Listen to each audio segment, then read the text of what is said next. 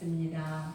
네, 하늘에 계신 우리 아버지, 하나님은 아버지시며 하늘에 계신 아버지시고 우리의 아버지가 아멘. 되십니다. 아멘. 이것은 기독교 신앙 고백을 가장 간단하게 요약한 표현이며 표괄적이고 깊은 의미가 있는 것입니다. 아버지라는 단어는 한마디로 하나님에 대한 그런 정의입니다. 그러나 이것은 매우 또 불완전한 정의이기도 합니다. 왜냐하면 그것은 우리가 알고 있는 실제 육신의 아버지가 불완전한 아버지라는 그런 까닭입니다. 그렇기 때문에 예수님께서는 아버지라는 말에 하늘에 계신이라는 그런 말을 첨가하셨습니다. 여기서 하늘은 완전을 상징합니다. 우리가 하늘에 계신 하나님을 우리의 완전하신 아버지로 인식하는 이런 순간에 우리 자신은 하나님의 아들이 되는 것입니다. 아멘. 예수님은 제자들에게 다양한 기도를 가르치셨습니다. 예수님 기도를 가르쳐달라고 하는 제자들에게 구체적인 내용을 가르쳐 주셨습니다. 아버지의 이름과 나라, 일용할 양식, 사람들 사이의 관계와 유혹에 빠지지 않도록 기도할 것을 가르치셨습니다. 기도의 모델이고 지침입니다. 형식적인 중언부언하는 기도 등을 보면서 우리는 이런 모범적인 기도의 필요성을 깨닫게 됩니다. 회사에 들어가서 일을 하면 직무 기술이라는 것이 있습니다. 직무직, 바로 직원이 하는 일에 대한 그런 매뉴얼이지요. 직원에게 매뉴얼이 있는 것은 물론이고 각 부서와 회사 전체 매뉴얼도 있습니다. 정부의 각 기관에도 매뉴얼이 있고 기관의 부서에도 매뉴얼이 있습니다. 또 다양한 영역이 바로 영역의 매뉴얼이 있습니다. 재정 분야라든가 인사 분야, 생산 분야, 개별 분야 등의 매뉴얼이 이렇게 나열되어 있습니다. 매뉴얼이 없다면 직원들이 우왕좌왕할 것입니다. 한 일을 또 하거나 빠지는 일도 있습니다. 학교에서도 막 청소 그런 거 조그마한 거 하는데도 한데 이 사람 저 사람 막 하고 여기 했는데 또 하고 막 그래 거기 내가 했어 막 그러잖아요. 회사와 조직의 위기가 올 때 매뉴얼이 없으면 그야말로 망한다는 말이 나올 것입니다. 매뉴얼이 좋은 것은 그만큼 일을 잘할 수 있는 것이라 예상합니다만 그렇지는 하지만 매뉴얼을 갖고도 안 되는 일이 있습니다. 시대가 이렇게 워낙 빨리 변하기 때문에 매뉴얼이 시대를 따라가지 못할 수도 있습니다. 게다가 예상치를 훨씬 뛰어넘거나 사회의 상식과 문화로 대처할 수 없는 사건이 발생하면 매뉴얼만으로도 안 됩니다. 매뉴얼이 세계에서 가장 잘 되었다고 하는 나라에 거대한 쓰나미가 닥쳤는데 매뉴얼은 대처가 되지 않는 재앙이었습니다. 이때는 융통성도 발휘해야 하는데 매뉴얼로만 움직이면 습관 때문에 재앙을 복구하는데 온 나라가 기관들이 허둥지둥했습니다. 세상에는 완전한 것이 그래서 없습니다. 우리 예수님도 우리에게 매뉴얼처럼 제시한 것이 있습니다. 바로 기도에 관한 그런 지침 곧 주기도문입니다. 아버지라고 부르는 것은 우리들이 아들된 도리를 일깨워 줄 뿐만 아니라 우리들의 형제에 대해서도 올바른 인식을 갖도록 해줍니다. 우리들이 하나님을 아버지라고 부를 때 우리와 이웃과의 사이에 막혔던 모든 장벽이 무너지며 우리 모두는 하나님의 한 자녀로서 한 형제가 되는 것입니다. 아멘. 오늘 이렇게 기도하라. 첫째로 구체적인 내용의 기도를 가르치신 예수님, 바로 예수님께서는 기도의 사람이셨습니다. 주님은 그래서 자주 한적한 곳에서 기도하셨습니다. 저도 새벽에 나와서 평일날은 여기서 하고 혼자 여기서 앉아서 하고 이런 주님의 모습을 보고서 제자들 중에서 한 사람이 주여 우리에게 기도를 가르쳐 주옵소서 라고 간구하였습니다. 여기서 우리는 기도에 대한 실제적인 가르침을 구하고 있는 그런 제자들의 간구를 살펴볼 필요가 있습니다. 그때 제자들이 주여 우리들에게 기도를 가르쳐 주옵소서 라고 한 간구는 그 자체로도 참으로 훌륭한 기도이며 오늘 우리에게 있어서도 매우 필요한 기도임을 알게 됩니다. 왜냐하면 예수 그리스도만이 말씀과 성령으로 우리가 어떻게 기도해야 할지를 가르쳐 주실 수 있기 때문입니다. 따라서 우리는 다음같이 기도할 수 있어야 합니다. 주여 제가 어떻게 기도해야 할지를 알려주옵소서. 또 주여 저를 감화시키사 마땅히 행할 일을 신속하게 할 수 있도록 인도하여 주옵소서. 주여 저로 하여금 기도할 수 있게 하시고 무엇을 강구할지를 보여주시옵소서. 주님 무엇을 말하고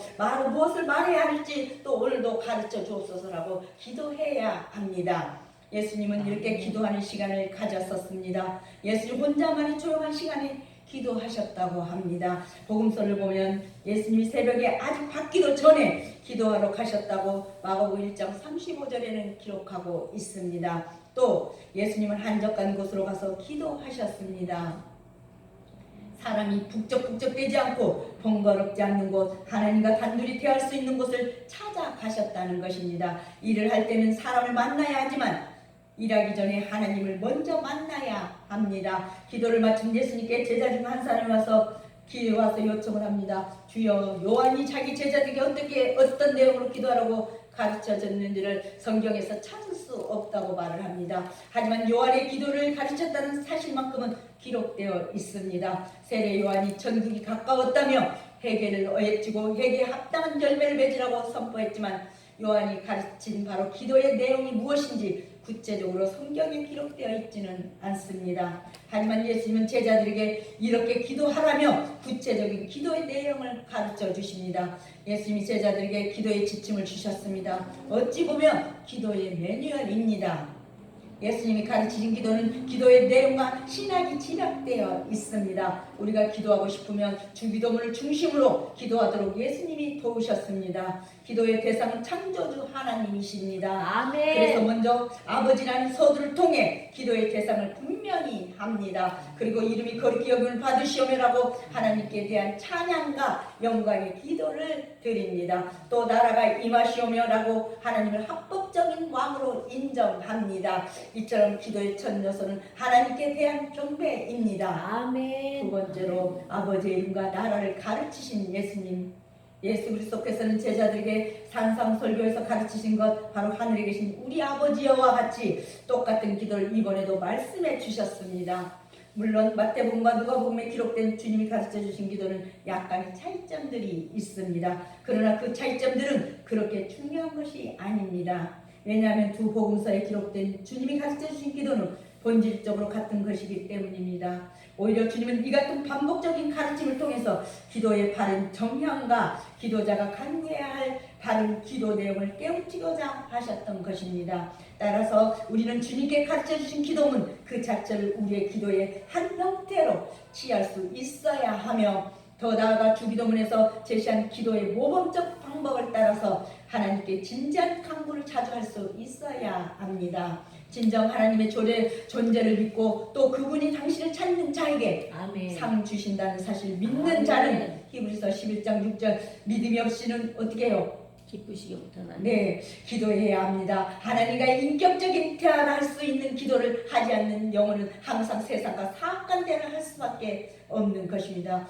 기도를 하지 않으면 세상하고 같이 짝할 수가 있다는 것입니다. 예수님이 기도를 가르치신 장면은 마태복음 6장과 누가복음 11장에 이렇게 있습니다. 마태복음에는 산상수훈을 말씀하시면서 기도를 가르치신 내용이고 오늘 말씀에는 기도를 마치신 예수님께 제자가 요청해서 그러니까 요한이 요청해서 가르치신 기도입니다. 두 말씀에서 상황과 내용이 다릅니다. 그러나 기도의 핵심은 같습니다. 예수님의 기도는 아버지 중심이었습니다. 예수님은 아버지의 보내심을 받아 세상에 오셨고 그리고 아버지의 말씀을 전하고 아버지의 뜻을 행하셨습니다. 예수님은 아버지가 높임을 받도록 그렇게 일하셨다는 것입니다. 예수님의 기도에는 바로 가장 먼저 아버지의 이름이 높여지기를 원하고 있습니다. 아멘. 아버지의 이름이 거룩히 여김을 받기 원하는 기도입니다. 오늘 아버지의 이름은 사람들이 함부로 다룰 수가 없습니다. 기도할 때 아버지의 권위와 명예가 높아져야 합니다. 즉 아버지께 영광을 돌리는 기도입니다. 그리고 아버지의 나라가 임하기를 기도합니다. 아버지의 나라는 하나님 나라입니다. 오늘 아버지가 다스리는 그런 나라, 아버지가 권위 아래 온 백성과 정말 그 아버지의 권위 아래에서 온 백성과 우주 만물이 복종하는 그런 나라입니다. 우리 예수님은 천국이 가까이 왔다고 선언하셨습니다. 예수님은 하나님 나라를 전하고 하나님 나라의 성취를 위해 세상에 오셨습니다. 예수님은 아버지의 목적을 그대로 이어받아서 당신의 목적을 세우셨습니다. 그러므로 아버지의 목적에 따라 아버지의 나라가 임하기를 기도하는 것이 당연합니다. 육신적인 그런 것과 영적인 것, 육신적인 것과 영적인 것 두 가지를 위해 기도드려야 합니다. 즉 날마다의 양식과 날마다의 범죄에 대한 사죄의 기도입니다. 죽을 수밖에 없는 인간에게 가장 필요한 것은 다름 아닌 일용할 양식과 매일매일의 그런 받아야만 될 용서함입니다. 이것들을 소유한 사람이 진정한 부자라고 했습니다. 바로 기도해서 풍성한 삶을 누리도록 하십시다. 세 번째로 일용할 양식을 달라고 기도하라신 예수님. 우리 신앙인이 세상에서 하나님의 나라를 바라보며 하나님 나라의 도래를 기다리며 살아가고 있습니다. 그래도 하나님 나라가 오기까지 삶을 계속 유지해야 합니다. 사람이기 때문에 먹어야 하고 가정을 꾸려야 하고 자녀를 키우며 이웃과 더불어 지내야 합니다. 어찌 보면 다람쥐가 쳇바퀴를 도는 것처럼 매일매일 해야 할 일이 똑같이 있습니다. 매일 음식을 먹어야 하고 일주일에 하루를 채워가는 일을 해야 합니다. 일용할 양식이란 기본적으로 입으로 들어와 몸 안에서 에너지가 되는 음식을 말하는 것입니다. 더 넓게 보면 사람으로서 살아가기 위해서 필요한 모든 것을 의미하는 것입니다. 음식을 먹어야 하고 적당한 거처가 있어야 합니다. 또 옷을 입어야 합니다. 사람관계에서 사랑도 필요합니다. 의식주가 너무 화려해서 사치하는 것도 좋지 않거니와 또 너무 없어서 가난하게 사는 것도 좋지 않습니다. 물론 사람들은 만난 것을 추구하기에 요리 기술과 음식 문화가 계속 발전하고 있습니다. 의복을 연구하며 또 패션 문화가 발전하기도 합니다. 아름다운 건축물을 생각하며 건축 문화가 발전합니다. 문화의 이런 발전 과정에서 일용할 양식을 얻는 사람이 있고 또 사람 사이에 신뢰가 생기고 명예를 얻기도 합니다. 일용할 양식을 얻으면 사람의 필요나 욕구를 채우고 사람의 삶이 발전하기도 합니다. 그러므로 일용할 양식을 달라는 그런 기도는 우리 삶을 보호하고 발전시켜달라는 기도이기도 합니다. 성도의 삶은 진리의 삶입니다. 예수 믿는 우리의 삶은 진리의 삶입니다. 진리의 삶은 거짓으로 가득한 이런 세상에서 반드시 어려움을 겪게 마련입니다. 힘들지요. 따라서 성도는 우리를 시험에 들게 하지 마옵소서라고 날마다 기도해야만 합니다. 그렇지 않으면 우리는 바른 길로 걷고 있는데 사악한 마귀가 갑자기 우리를 올매 걸어 넘어뜨릴 수 있게 될지도 모릅니다. 항상 조심해야 합니다. 주기도문은 우리의 기도의 모범이 됩니다. 우리는 주님과 같이 기도하는 자가 되어야 하겠습니다. 그러려면 마지막으로 관계와 유혹에 대응하여 가르치신 예수님. 사람이 일용할 양식을 추구하다 보면 욕심이 지나치거나 경쟁을 하게 되고 다른 사람의 것을 내 것으로 만들려는 생각을 합니다. 정당한 노동과 장사가 아닌 속이고 뺏는 일도 생깁니다. 이런 일 때문에 사람과의 관계가 틀어지기도 합니다. 사랑이 아닌 미움이 가득하고 서로 원수가 되기도 합니다. 아무리 좋은 음식을 먹고 화려한 옷을 입고 대골 같은 집에서 살아도 얼룩진 인생을 사는 사람이 있습니다. 이웃을 모르고 자기만 아는 인생이 있다는 것입니다. 내가 정직하게 살아도 누군가 나의 정직함을 이용하고 허탈하게 만드는 사람이 있습니다. 그런 사람들에게 분노하고 그의 나쁜 짓만큼 되갚아주려는 생각을 갖는 것이 우리 사람입니다. 그런데 예수님 우리에게 죄를 지은 모든 사람을 용서하는 기도를 드리라고 하십니다. 용서하는 사람의 마음이 더 크고 생각이 더 깊다고 말입니다. 사람을 미워하고 속이면 사실 하나님께 범죄하는 것입니다. 또 하나님이 아닌 자기 욕심대로 살면서 하나님께 범죄하기도 합니다. 사람이 사람의 죄를 용서하듯 하나님이 사람의 죄를 용서해달라는 기도를 드립니다. 하나님이 용서하시지 않으면 우리가 한 사람도 제대로 살 수 없기 때문입니다. 아멘. 게다가 우리는 마귀와 나쁜 사람들의 유혹에 빠지면 안 되는 것입니다. 정의와 공정과 사랑을 행하며 살아야 합니다. 아멘. 하나님께 우리는 기도해야 합니다.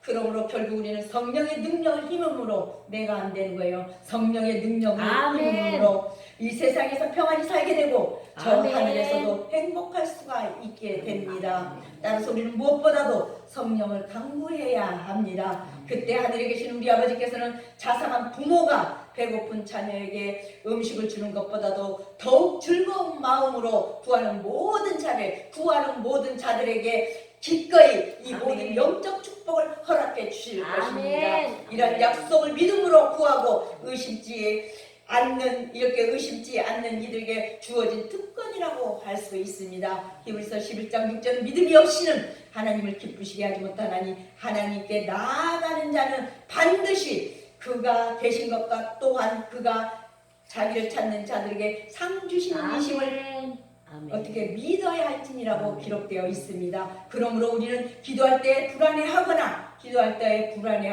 의심하지 말고 아멘. 정한 마음으로 하나님을 의뢰할 수 있어야 하는 것입니다. 야고보서 1장 6절 8절에는 오직 믿음으로 구하고 조금도 의심하지 말라. 의심하는 자는 마치 바람에 밀려 요동하는 바다 물결 같으니 아멘. 이런 사람은 무엇이든지 주께 얻기를 생각하지도 말라고 했습니다. 두 마음을 품어 모든 일이 정함이 없는 자라고 말입니다. 오늘 우리 주기도문은 우리의 기도의 모범이 되는 것입니다. 우리는 주님과 같이 기도하는 자가 되어야 할 것입니다. 오늘 이렇게 기도하면서 한 주간 살아가면서 승리하는 저와 여러분이 되십시다. 기도하겠습니다. 아멘. 하나님 감사합니다. 예수님에게 기도하는 지침을 배우게 하신 우리 아버지 하나님, 새벽이 아직 밝기도 전에 한적한 때에 가셔서 기도하신 일을 기억하면서 기도하는 자녀들 삼아주심을 진심으로 감사를 드립니다. 아멘. 저희가 드리는 기도가 하나님의 뜻을 이루는 기도의 핵심이 되게 하시고 아멘. 마음에 없는 말로 주문부원하며 기도하지 않게 만들어 주시옵소서. 무엇보다도 저희는 하나님의 나라와 하나님의 뜻이 이루어지는 기도를 하도록 아멘. 인도하여 주실 줄 믿습니다. 우리 교회가 진리의 불기둥과 구름기둥이 아멘. 되어서 아멘. 이 지역에서 삶의 목적을 상실하고 헤매는 많은 영혼을 구원하는 방주되게 아멘. 역할을 감당하게 만들어 주시옵소서. 아멘. 하나님 오늘도 이렇게 교회에 속한 자녀들을 기억하시사 필요한 은혜로 채워지는 역사가 있게 하여 주옵소서. 아멘. 또한 교회 직책마다 주의 사명이 우선되게 하시고 주의 몸된 교회를 위하여서 헌신하게도 하여 주옵소서. 특히 부모와 자녀 관계, 이웃과의 관계, 따뜻한 사랑으로 모든 것을 수용하고 제단을 통해서 생명력 있는 그리스도의 아멘. 사랑으로 하나님 사랑, 이웃 사랑을 제단을 통하여 일어나게 만들어 주시옵소서. 아멘. 예수님의 이름으로 감사하며 기도드리옵나이다. 아멘. 아멘.